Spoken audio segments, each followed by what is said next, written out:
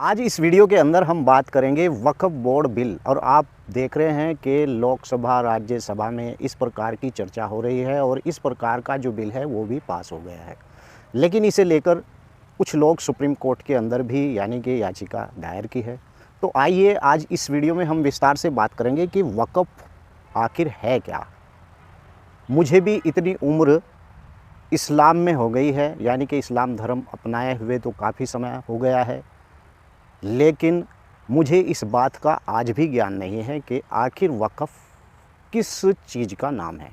वैसे तो ये एक अरबी अल्फाज है। वक़्फ़ का मतलब होता है कि अल्लाह की राह में कुछ चीज़ को दान कर देना, जिसे कहा जाता है कि गिफ्ट कर दी गई कोई चीज़, यानी कि वक़्फ़ उसी चीज़ का होता है जैसे कि संपत्ति, प्रॉपर्टी, मकान, इस प्रकार की जो व्यक्ति के पास वस्तु होती है तो उसे वो अल्लाह की राह में दान कर देता है।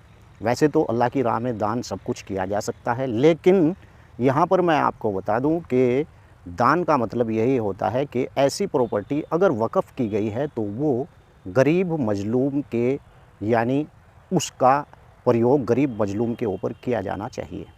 लेकिन हमारे देश के अंदर जब से वक़्फ़ बोर्ड को लेकर नेताओं की खींचतान शुरू हुई है और लोकसभा के अंदर इस प्रकार के बिल के ऊपर चर्चा हुई है, तो दिमाग के अंदर बहुत बड़ा एक कन्फ्यूज है, पता नहीं कि ये वक़्फ़ आखिर है क्या। दोस्तों, ऐसे बहुत से मुस्लिम नौजवान हैं जिन्हें आज तक भी वक़्फ़ के बारे में जानकारी बिल्कुल भी नहीं। जब मुझे ही जानकारी नहीं थी तो आप लोगों को कहाँ से जानकारी होगी। मैं आपको बताता हूँ कि पढ़ने के बाद पता चला, ओहो, ये वक़्फ़ इस चीज़ को कहते हैं। इसका जो बोर्ड बना रखा है, ये बोर्ड उस काम के लिए, यानी इस बोर्ड के अंदर जितनी भी संपत्ति होती हैं उसका मालिक एक नेता बन जाता है, या कोई मुल्लाटा बन जाता है, या मुल्ला किस्म के लोग बन जाते हैं। उलमाओं का वक़्फ़ से कोई लेना देना नहीं होता है, जो असल उलमा होते हैं। लेकिन जो मुल्लाटे होते हैं उनका वक़्फ़ के ऊपर ही ज़िंदगी यानी कि गुज़रती है, और जो नेता राजनेता होते हैं इनकी भी ज़िंदगी वक़्फ़ बोर्ड के ऊपर, जो अल्पसंख्यक के नेता होते हैं। वैसे मैं आपको बता दूं कि वक़्फ़ के बारे में मैं थोड़ी सी चर्चा कर लूं, उसके बाद मैं आपको बताऊंगा, आप खुद समझ जाएंगे वक़्फ़ क्या है। वक़्फ़ की ज़मीन पूरे भारत के अंदर 9,40,000 यानी 9.4 एकड़ भूमि पूरे भारत के अंदर। अगर उत्तराखंड की बात करें तो 21 एकड़ भूमि जो है उत्तराखंड के अंदर वक़्फ़ की भूमि है, जिसका चेयरमैन भी सरकार के द्वारा बनाया जाता है। पता नहीं बनता होगा और आगे का मुझे पता नहीं, लेकिन अब जिस प्रकार से बिल पर चर्चा हो रही है तो बिल के अंदर कहा जा रहा है कि इसके अंदर 2 व्यक्ति गैर धर्म के भी रखे जाएंगे और 2 महिलाएं भी रखी जाएंगी। इस प्रकार से सुनने में आ रहा है, और यहाँ तक भी सुनने में आ रहा है कि इस बिल के अंदर इस प्रकार का अमेंडमेंट किया गया है कि तलाकशुदा औरत, विधवा औरत और जो बच्चे यतीम हैं वो किसी भी प्रकार की अपनी भूमि, मकान हो या भूमि हो या प्रॉपर्टी हो, उसे वक़्फ़ नहीं कर सकता है। अब मेरा यहाँ पर सवाल बनता है मुस्लिम भाइयों से, क्या इस प्रकार के व्यक्ति भी अपनी ज़मीन वक़्फ़ करते थे? और फिर ये जो वक़्फ़ की हुई इतनी भूमि है, इसका प्रयोग कहाँ पर किया जा रहा था? अब नई जनरेशन को वक़्फ़ का पता चला बीजेपी के द्वारा जिस प्रकार से लोकसभा के अंदर इस प्रकार का राज्यसभा के अंदर बिल पेश किया गया, तो पूरे भारत के जो नौजवान हैं उन्हें अब पता चला है कि इस वक़्फ़ का क्या काम होता है। वैसे इस्लाम के नज़रिए से अगर देखा जाए तो पैगंबर मोहम्मद सल्लल्लाहु अलैहि वसल्लम के दौर में भी वक़्फ़ चलता था, यानी कि लोगों के पास जो भूमि होती थी, जैसे कि कोई खजूर का बाग हुआ या कोई भी चीज़, अगर वो अल्लाह की राह में दान करता था तो पैगंबर सल्लल्लाहु अलैहि वसल्लम उस दान की हुई ज़मीन को गरीब लोगों में तकसीम कर दिया करते थे। ये सीधी सी बात है, इस्लाम का यही एक फंडा है, और इस्लाम दुनिया का एक बेस्ट मज़हब है, लेकिन इसे बदनाम करने में कोई कसर कुछ लोगों ने नहीं छोड़ी है। मैं आपको बता दूं कि धर्म किसी का भी हो, कोई गलत शिक्षा नहीं देता है, चाहे वो हिंदू मज़हब हो, चाहे वो क्रिश्चियन मज़हब हो, चाहे वो इस्लाम मज़हब हो। मैं खुद अपनी बीती बात बता रहा हूँ। मैं एक यूट्यूबर हूँ। जब भी कहीं मैंने बहुत से मंदिरों की वीडियो बनाई है, किसी प्रकार की कोई आपत्ति नहीं हुई है, लेकिन जब भी मैं वीडियो बनाने के लिए किसी मदरसे के अंदर पहुँचा हूँ तो मेरा कैमरा ऑन ही नहीं होने दिया। यहाँ से मुझे भी शक हुआ कि कुछ ना कुछ तो गलत है। मैं आपको बताऊं, कई इज्तिमाओं के अंदर मैं गया, वहाँ पर भी मेरे कैमरे को ऑन नहीं होने दिया गया। तो चलिए छोड़िए, मैं आपको बताता हूं कि आप इस लफड़े में बिल्कुल भी मत पड़िए। मैं आपको बताता हूं कि मैं इस्लाम मज़हब से हूं, लेकिन मुझे मेरी उम्र 35 के लगभग है, लेकिन 30 साल तक मुझे इस बात की जानकारी ही नहीं हुई कि आखिर मैं किस टाइप का मुसलमान हूँ। और ऐसी बहुत बड़ी एक जनरेशन है इस्लाम के अंदर जिन्हें यही नहीं पता कि वो किस टाइप के मुसलमान हैं। ये मैं एक आपको हकीकत बात बता रहा हूँ। मैं बहुत से मुल्ला मौलवियों के पास गया, लेकिन मैं जब किसी उलमा के पास गया तो मुझे जाकर जानकारी हुई, मैंने पढ़ना शुरू किया और पता किया कि वास्तव में जो ये मुल्ला मौलवी उठाए फिर रहे हैं इस्लाम, ये इस्लाम बिल्कुल भी नहीं है। मेरा जन्म देवबंदी फ़िरका के लोगों में हुआ, लेकिन फिर मुझे पता चला कि देवबंदी और बरेलवी ये दोनों एक ही यानी कि थाली के चट्टे-बट्टे हैं। और आपको बता दूं कि जो बरेलवी फ़िरका है, उस फ़िरके के अंदर पीरों की, बुज़ुर्गों की बहुत इज्जत की जाती है, नबी की बहुत इज्जत की जाती है, लेकिन वहाँ पर पीरों पर जाना, वो लोग पीरों की पूजा करते हैं। पूजा क्या, इसी प्रकार से पीरों का बहुत ज़्यादा अदब करते हैं।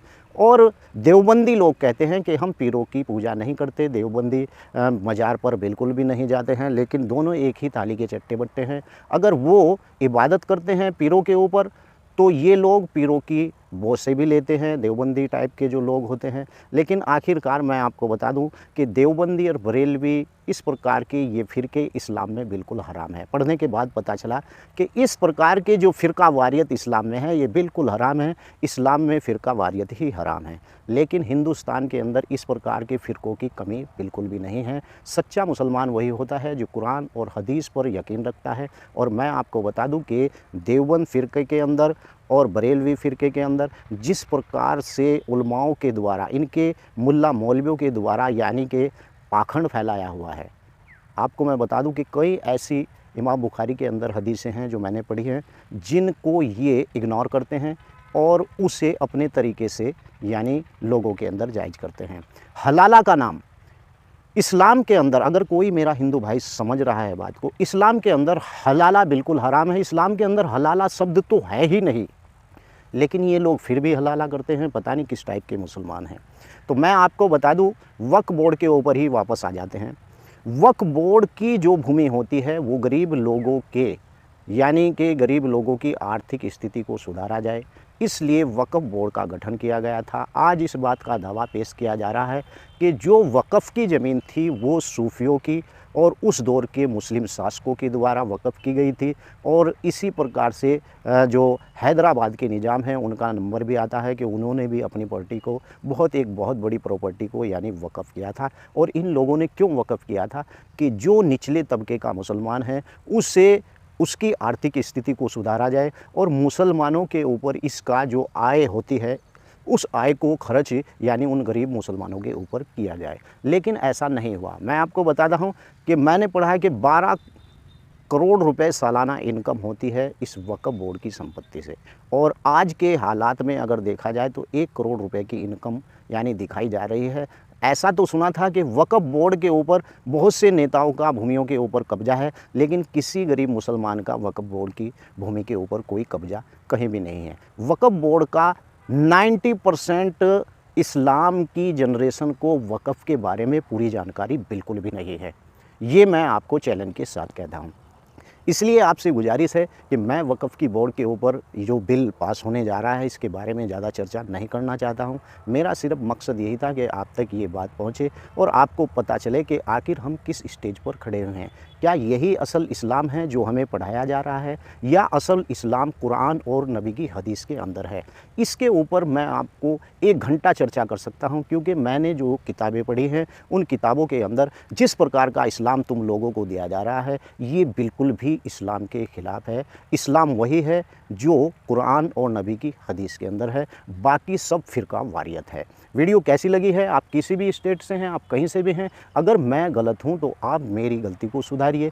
अगर आप मुझे देख रहे हैं तो आप बिल्कुल, आप किस जगह से मुझे देख रहे हैं, आप अपना ज़िला या अपना नंबर भी मुझे छोड़ सकते हैं और इस मामले पर डिस्कस अगर हम करेंगे तो तभी हमें जाकर एक दूसरे को पता चलेगा कि आखिर ये वक्फ बोर्ड आखिर है क्या। और इस वक्फ बोर्ड के अंदर नई सरकार, ये जो सरकार के द्वारा अमेंडमेंट किया जा रहा है, क्या ये मुसलमानों के भले के लिए है? लेकिन अगर पढ़ते हैं, नए अमेंडमेंट को देखते हैं तो उससे लगता है कि वास्तव में ये मुसलमानों के हक़ में है। आगे खुदा जाने कि किस प्रकार का क्या मामला है।